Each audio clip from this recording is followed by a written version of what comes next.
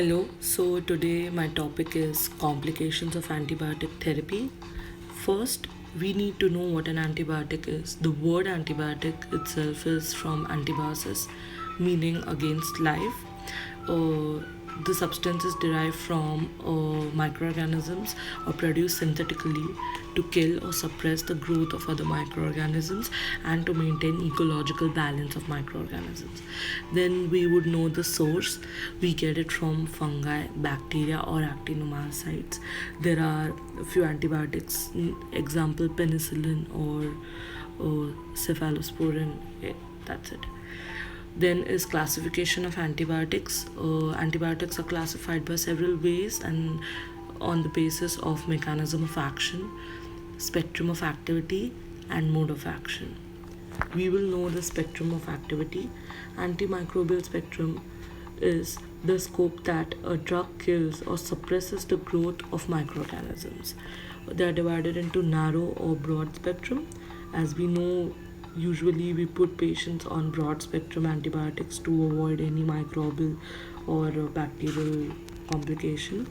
So, narrow spectrum is drugs that only act on one kind or one strain of bacteria, example isoniazid. And broad spectrum antibiotics are the drugs that have a wide antimicrobial scope, example tetracycline. This is a picture chart indicating the spectrums. Next is the mode of action. It can be divided into bacteriostatic antibiotics and bactericidal antibiotics. As you can see, the examples for bacteriostatic are tetracycline, erythromycin, lincomycin, and for bactericidal it's cephalosporin, penicillin, erythromycin, and so on. Moving on, misuse of antibiotics. Antibiotic misuse, sometimes called antibiotic abuse or antibiotic overuse, usually addicted. The misuse or overuse of an antibiotic may produce serious effects on health. As we know, it's antibiotic means antibacterial. It is a contributing factor to the creation of multi-drug resistant bacteria, informally called superbugs. Moving on, antibiotic resistance and cross resistance. Antibiotic resistance is the phenomenon that susceptibility of pathogenic microorganisms to antibiotic becomes lower or even loses after the microorganism contact with antibiotic many times. When the bacteria show resistance to one antibiotic, they are also resistant to some other antibiotics. This phenomena is called cross antibiotic resistance. As you can see in this picture, cross resistance, a single mechanism confers resistance to multiple antimicrobial agents, and multiple resistance is cross and multiple resistance. Next is complications of antibiotic therapy.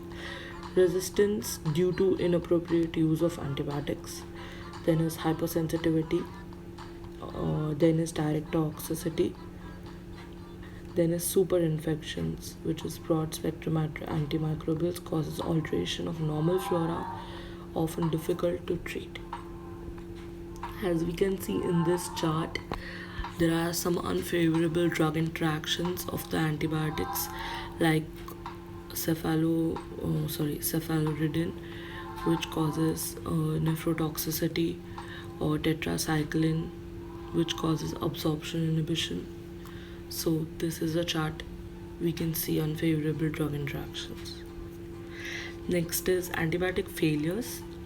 Common reasons for antibiotics to fail is failure to surgically eradicate source of infection, the dose is too low, blood antibiotic concentration, inability to penetrate the site of infection, then impaired host defenses, or that means weak immunity or something. Patient failure to take the antibiotic, forgetting, inappropriate choice of antibiotic, or limited vascularity of blood flow, decreased tissue pH or oxygen tension, antibiotic resistance, delay or incorrect diagnosis, and antibiotic antagonism. So, ending my PPT here. Thank you.